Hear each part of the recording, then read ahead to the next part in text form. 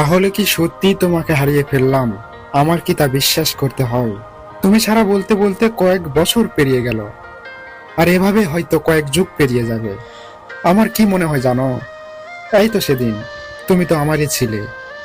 শোনো প্রিয়তমা, আমি যে মধ্যরাতে তোমাকে নিয়ে লিখছি, তোমার কথা মনে করছি, আমার চোখ দিয়ে জল বের হচ্ছে, আর প্রতিনিয়ত তাই হয়। তুমি তো জানো আমি তোমাকে কতটা ভালোবাসতাম, আর এত বছর পেরিয়ে যাওয়ার পরও আমি তোমাকে এখনো কতটা ভালোবাসি।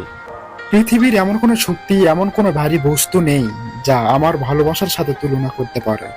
আমার কি মনে হয় জানো? তুমি বুঝি এখনো আমারই আছো, কিন্তু তুমি তো তা নেই।